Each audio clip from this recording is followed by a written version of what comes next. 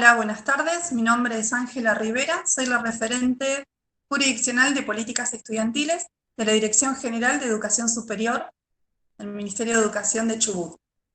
En esta tarde estamos en un conversatorio en el marco de una muestra virtual, Chubut en Carreras, y estamos compartiendo hoy el espacio con la profesora María Quiroga. Ella es parte del equipo técnico de la Dirección General de Orientación y Acompañamiento a las Trayectorias Escolares de la línea ESI.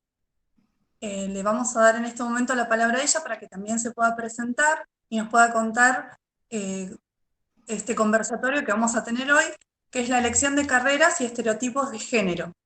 No sé si nos querés contar más antes de arrancar. ¿Cómo estás, María? ¿Qué tal? Buenas tardes, buenos días o no sé, buenas noches, no sé en qué momento nos escucharán.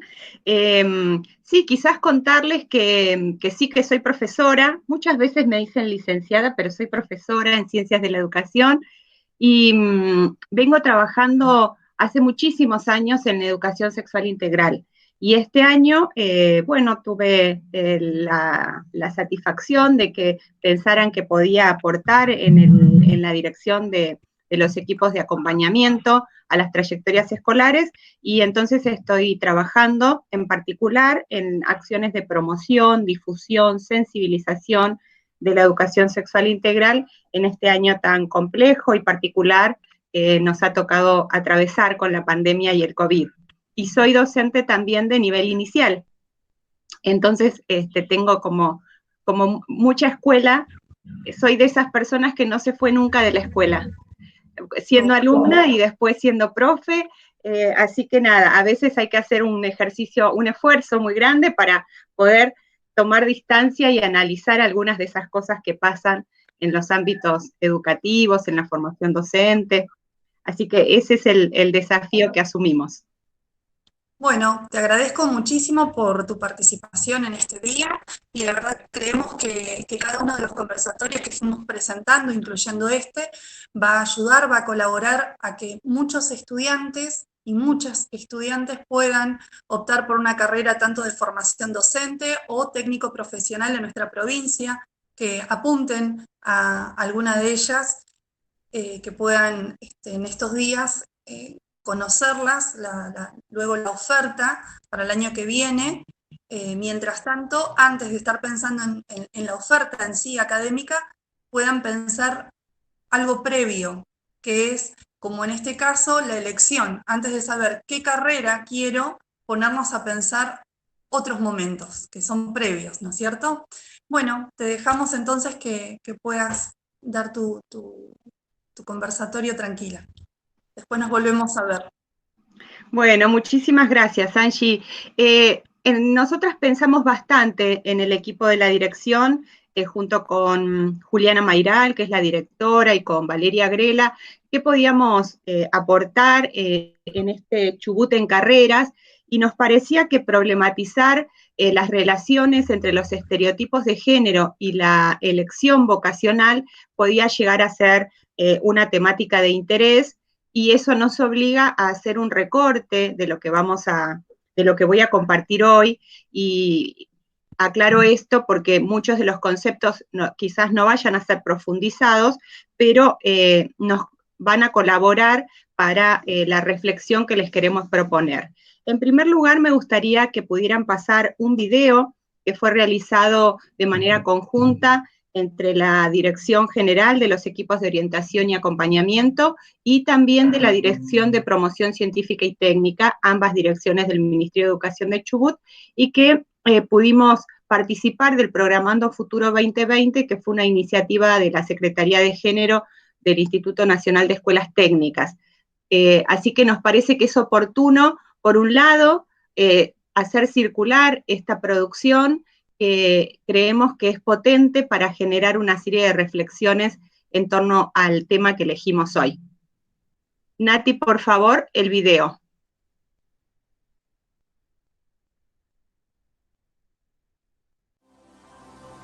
Hablemos de estereotipos de género en la educación técnica para que cualquier persona pueda elegir una escuela técnica. ¿Sabías que solo el 32,9% de la matrícula de escuelas secundarias técnicas está compuesta por mujeres? Esta diferencia se hace más notoria si hablamos de especialidades como electromecánica, electrónica o energía.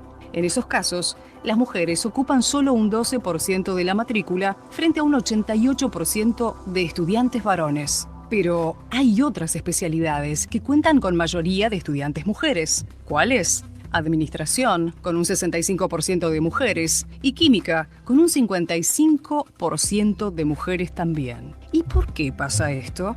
Para entenderlo, necesitamos hablar de los estereotipos de género. Podríamos decir que son los esquemas culturales mediante los cuales interpretamos la vida en sociedad y en consecuencia actuamos. Por ejemplo, lo que se espera de una niña no es igual a lo que se espera de un niño. Y cuando decimos lo que se espera, nos referimos a las normas que rigen la vida en sociedad y que se transmiten a través de diferentes instituciones, como la familia y la escuela. Por ejemplo, las niñas juegan con muñecas, son tranquilas y delicadas. Los niños juegan a la pelota, tienen carácter y son fuertes. Las mujeres se ocupan de las tareas domésticas y de crianza. Los varones deben mantener económicamente a la familia. Las mujeres son sensibles. Los hombres no lloran. Las niñas son prolijas, meticulosas. Los niños son revoltosos, pero inteligentes. Y así podríamos seguir por mucho, mucho tiempo. Estos estereotipos de género comienzan a construirse aún desde antes de nacer y a lo largo de nuestras vidas condicionan la capacidad que tenemos para proyectar, imaginar, soñar lo que queremos ser y hacer cuando seamos grandes. En este punto, es posible relacionar los estereotipos de género con la brecha que existe entre varones y mujeres en la matrícula de las escuelas técnicas. Socialmente a las mujeres se les asigna un rol ligado a lo intuitivo y emocional, y a los varones un rol ligado a la inteligencia y a la razón. Claro que también influyen cuestiones ligadas a la personalidad, a los gustos y motivaciones de cada persona. Pero, ¿es casual que las mujeres tengan los mismos gustos entre ellas, siendo tantas? ¿Es casual que los varones tengan los mismos gustos entre ellos, siendo tantos? No, claro que no. Esto tiene que ver con la forma de socialización, una forma que diferencia a las personas solo por su género, que les asigna capacidades solo por su género, que establece límites solo por su género. No hay un fundamento biológico que determine capacidades diferenciadas para varones y mujeres. Todo aquello que nos hace creer que sí, tiene que ver con construcciones sociales. Y como tales, pueden ser revisadas y repensadas. Construyamos una sociedad en la que cualquier persona pueda proyectarse estudiando en una escuela técnica. Trabajemos para que cada escuela técnica promueva el desarrollo igualitario de todas las capacidades de sus estudiantes.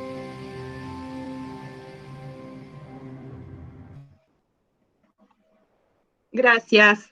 Bueno, creemos que es una síntesis ajustada, pero al mismo tiempo, como decía, potente para revisar algunos efectos de estos estereotipos de género en la vida de las personas que a veces se nos pasa inadvertido.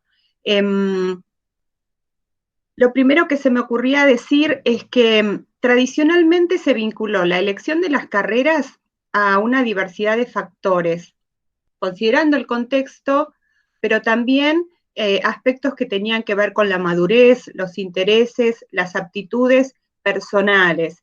Pero solo recientemente se ha incluido el rol de los estereotipos de género y de las expectativas que se construyen en torno a ello para pensar el impacto que esto tiene en la elección de los estudios superiores o en la elección de carreras. Y en este punto me parece central que podamos incluir una categoría teórica, analítica, relacional, como es el género, para, por un lado, visibilizar lo que el campo de las carreras científico-técnicas, como se podía apreciar en el video, podría denominarse masculino, ¿no? Por la presencia de varones, por el porcentaje de varones que cursan este tipo de estudios, que los completan y que luego se dedican a la actividad científica. En cambio, el campo de las ciencias sociales o de las humanidades sigue siendo femenino. Y esto es importante remarcarlo porque algunas veces sacamos conclusiones apuradas y creemos que muchas cosas han cambiado respecto de generaciones anteriores. Y si bien eso es cierto, hay estudios recientes, hay un estudio de la Universidad de Córdoba del año 2014, donde muestra esta distancia, esta diferencia que existe aún hoy en relación a cuáles son las carreras que eligen los varones y cuáles las carreras que eligen las mujeres. Y al mismo tiempo analiza también las posibilidades que existen una vez que estas personas se reciben de alcanzar puestos de liderazgo. Por ejemplo, en una carrera femenina sería la docencia, ¿no? Donde el 80% de las maestras en el nivel primario y el 92 o 96% en el nivel inicial son mujeres, pero cuando vemos quién conduce el sindicato docente, en general o de manera tradicional, han sido varones, ¿no? Solo en las últimas décadas ha habido presencias de mujeres en esos cargos. Entonces, de eso estamos hablando cuando hablamos de carreras masculinas y femeninas. Estamos aludiendo al porcentaje de personas que lo componen y al mismo tiempo también hacemos referencia a las representaciones sociales que existen en relación a esas carreras. Si yo dijera, díganme el nombre de un ingeniero y al mismo tiempo haciendo una acotación al margen respecto al lenguaje, nuestro lenguaje usa el genérico masculino como si fuese el universal, probablemente ustedes dijeran nombres que son considerados de varones, porque es difícil imaginarnos una ingeniera. Del mismo modo, si dijera, díganme nombres de alguien que trabaja en enfermería, ustedes seguramente me dirían, o más frecuentemente aparecen nombres de mujeres. Entonces, es muy importante poder pensar en el género, que como les decía, es una construcción social de la diferencia sexual, que esto también aparece en el video. El género remite a cómo nos hacemos varones o mujeres en una sociedad determinada y en una época determinada, y refiere a aquellos aspectos que se atribuyen socialmente a las personas en función de la diferencia sexual que se asignan al momento del nacimiento, ¿no? Ustedes saben que el sexo y el género es una definición que se hace sobre todo a partir de parámetros observables en función de la genitalidad de los cuerpos, se asigna una posición en ese orden que es binario y a partir de allí se desatan, pero podríamos decir aún antes del momento de la gestación, ya hay conversación, hay discurso relacionado con el sexo de ese bebé. Y en función de la confirmación de lo que sea, se ponen en marcha una serie de dispositivos socializadores, de pedagogías, podríamos decir, que van a hacer corresponder la diferencia sexual con un género particular, haciendo visibles solo dos posibilidades, dos sexos, dos géneros, y al mismo tiempo unido eso a una idea de un deseo normal que sería el heterosexual. Esta cadena de sentido es importante poder tenerla presente porque es lo que de alguna manera instaura una serie de relaciones que después se van a producir en los distintos ámbitos en los cuales circulamos las personas, y en la mayoría de los casos estas relaciones, estas posiciones no se problematizan, más bien se nos aparecen como naturales, ¿no? Y de hecho muchas veces hacemos referencia a ciertas características como que son de las mujeres, ¿no? Las niñas son más tranquilas, las mujeres son afectuosas, los varones son inquietos, los varones son más inteligentes, pero a veces son vagos para estudiar, ¿no? Digo, cómo la cotidianidad nos presta frases y sentidos que van construyendo esta idea de lugares fijos y que además van recortando las posibilidades de lo que queremos ser y hacer en el futuro. Según una historiadora estadounidense, el género también es un elemento estructurante de las relaciones sociales y se basa, como decíamos, en dicotomías, ¿no? Que son jerárquicas, que son exhaustivas, que son excluyentes. Mafia explica qué significa, Diana Mafia es una filósofa argentina, explica qué significa que las dicotomías sean jerárquicas, que se organizan en base a características que van a tener un valor, y hay otro grupo de categorías que van a ser significadas de menor valor. En el caso de lo que decíamos recién, la racionalidad va a tener mayor valor que la emocionalidad o que la afectividad. Del lado de los varones aparecen rasgos asociados a la actividad y del lado de las mujeres aparecen rasgos asociados a la pasividad. Y así podríamos seguir dando muchos ejemplos. Entonces, cuando pensamos en esta categoría, también pensamos en una construcción teórica, analítica, que nos permite mirar con una lente particular los distintos espacios donde vamos desarrollando nuestra vida. La perspectiva de género nos resulta útil, en este caso, para poder revisar las escuelas, para poder revisar la formación docente, para poder revisar las universidades, para poder revisar los currículum, ¿no? El conocimiento, el propio conocimiento, lo que se enseña, lo que se considera valioso, lo que se deja por fuera de ese currículum oficial. La perspectiva de género, por un lado, va a dar cuenta de cómo el género estructura estas relaciones sociales de manera primaria, pero también va a dar cuenta de cómo todas las relaciones sociales están atravesadas por relaciones de poder, y entonces no es menor poder identificar cómo esto se traduce en la determinación de determinadas posiciones subjetivas, que es lo que nos interesa hoy.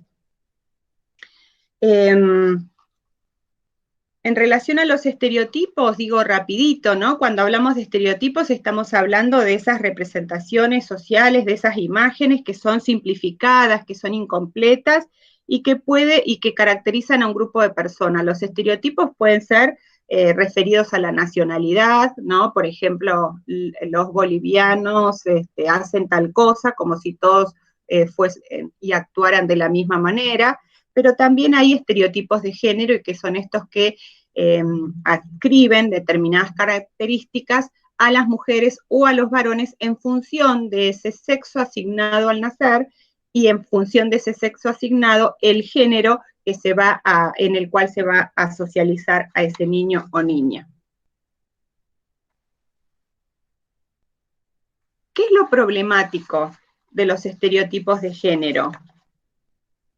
Lo que decíamos antes, que tienen una organización binaria, que tienen una organización jerárquica y que además son excluyentes. Es decir, que si una persona es mujer, tendría que tener determinadas características y no podría tener características del opuesto.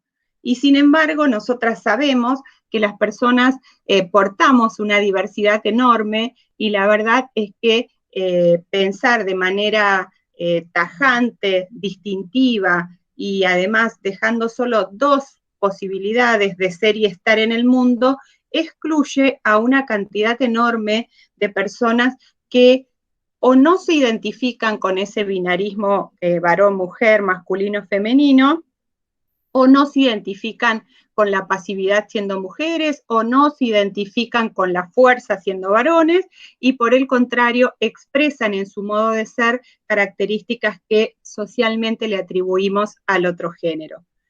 Así que la invitación en principio tiene que ver con poder desarmar esas construcciones estereotipadas para hacer lugar a la diferencia. Y por otro lado, lo segundo problemático de estos estereotipos de género es lo que nos dice Ana María Fernández, que es una psicóloga argentina, ¿no? Ella dice, lo problemático es que en una sociedad como la nuestra, que es una sociedad patriarcal, donde el poder institucionalizado está a cargo de los varones, y digo esto porque no se está refiriendo a un varón en particular, sino a cómo el poder está en manos de varones, de grupos de varones, y ahí podemos representarnos imágenes como quiénes son las personas más ricas en Argentina, quiénes son las personas que deciden sobre la economía, quiénes son las personas que, dirigen los sindicatos, y ustedes van a observar que o son todos varones o la mayoría lo son. En una sociedad como la nuestra, patriarcal, esas diferencias son significadas en términos de desigualdad. Las personas que son ubicadas en ese lugar que vale menos van a tener un acceso diferente a los bienes simbólicos y materiales de una sociedad. Entonces, por eso es necesario preguntarnos en relación a los efectos que estos estereotipos tienen en la vida de la gente. Hoy en particular nos vamos a focalizar en la elección de carreras. ¿Qué podemos hacer, ¿no? Habiendo comprendido algunos aspectos que a veces no son tan visibles en el marco de las relaciones sociales y que también se reproducen en el marco de las instituciones. Nosotras tenemos, digo, la docencia, una herramienta valiosísima que es la educación sexual integral. Ustedes seguramente saben que desde el año 2006 existe una ley en la Argentina, que es la 26.150, que propone una perspectiva integral para entender la educación sexual, y entre sus objetivos aparece procurar igualdad de trato y oportunidades para varones y mujeres. Si bien la ley no menciona la palabra género, sí reconoce que hay una desigualdad entre varones y mujeres y es necesario que la escuela haga algo para reparar, para procurar igualdad de trato y oportunidades para todos. Y entonces, a partir de ese momento, y en el año 2008 en particular, que se crea el Programa Nacional de Educación Sexual Integral, se trabaja en un tipo de organización que nos permite entender qué significa esta perspectiva integral. Y entonces se organiza la ESI en torno a 5 ejes que tienen que ver con cuidar el cuerpo y la salud, que quizás es el tema más tradicionalmente asociado a la educación sexual, valorar la afectividad como otro de los ejes, ejercer nuestros derechos, respetar la diversidad sexual y reconocer la perspectiva de género. Es muy importante poder pensar que cuando hablamos de reconocer la perspectiva de género, estamos hablando de reconocer, como decíamos antes, esas distintas formas en que nos vamos haciendo varones y mujeres que históricamente y socialmente se han construido, por un lado para dar idea de que no siempre ha sido del mismo modo, aunque sí hay algunas características que se han mantenido en el tiempo, y poder preguntarse por qué.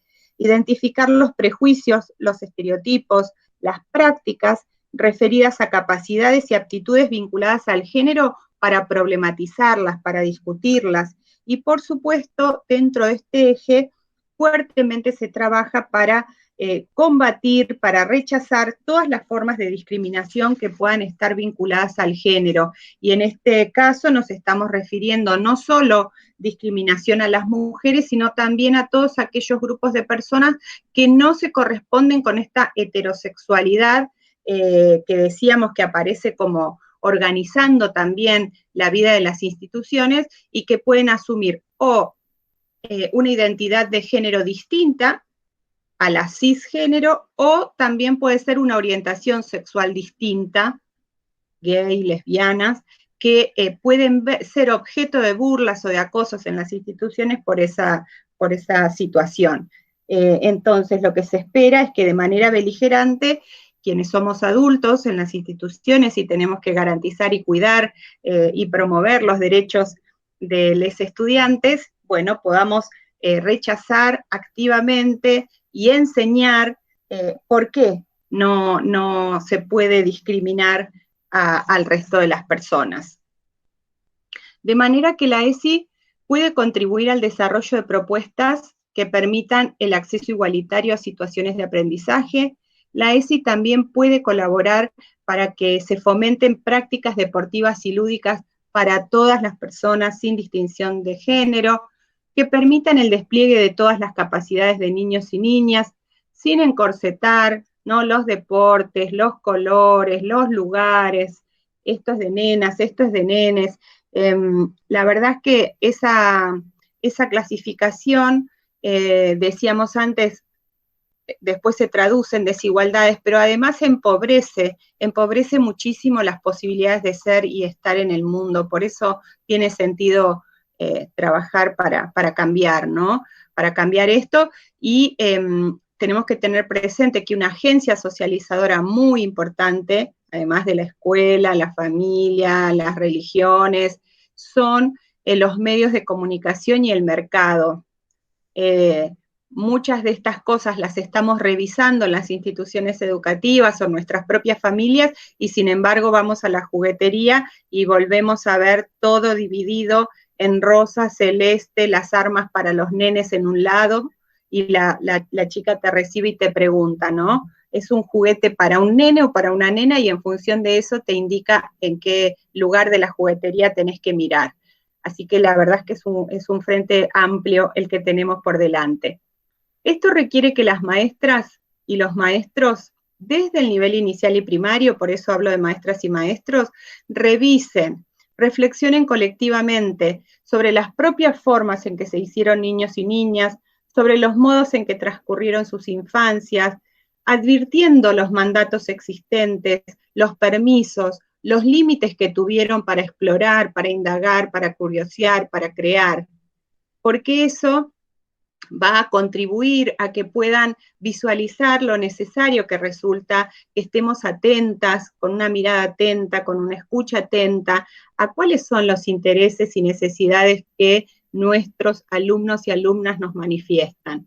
Y al mismo tiempo, también tenemos que revisar las propias expectativas, porque decíamos esto, las expectativas están construidas en base a estos estereotipos. Entonces las familias, pero también la docencia, muchas veces reproduce ideas en el sentido de limitar las posibilidades de exploración que tienen las nenas, o de desarrollo motriz, porque se les dice que no se trepen a un árbol, o que tengan cuidado, que se fijen cómo se sientan, o le dejan a los varones que usen más espacio en el patio porque lo necesitan, porque son brutos, porque son inquietos, y de esa manera se van reproduciendo estas posiciones que finalmente terminan lesionando el desarrollo de las capacidades, porque va a haber algunas niñas que no van a estar contentas con eso que se les dice y con esas limitaciones,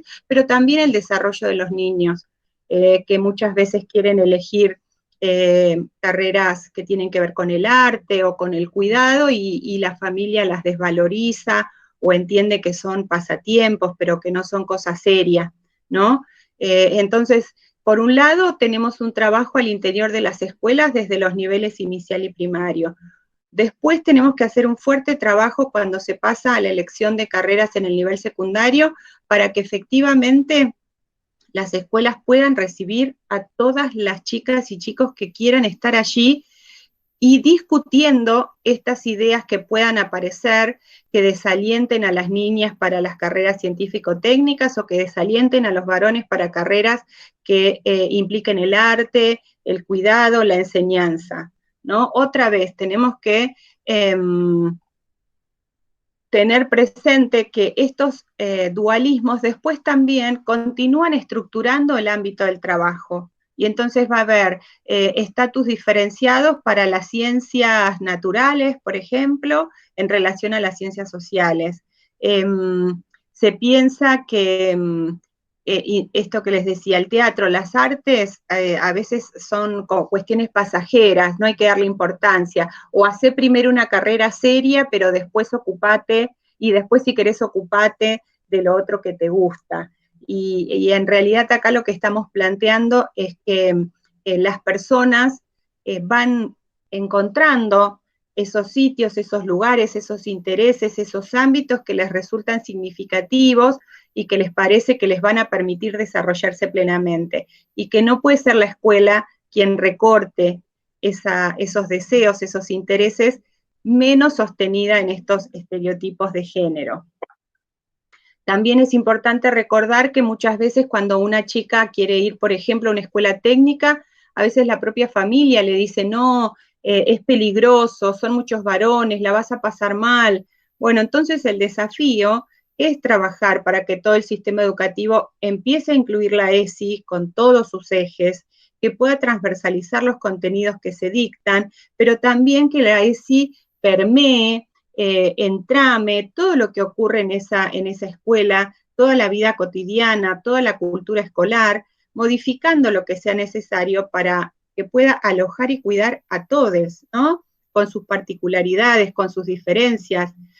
Escuelas donde esa diferencia sea una expresión de la diversidad humana valiosa y necesaria de preservar, y no tratando de encorsetarla en estos lugares prefijados y estereotipos que proponen el binarismo de género.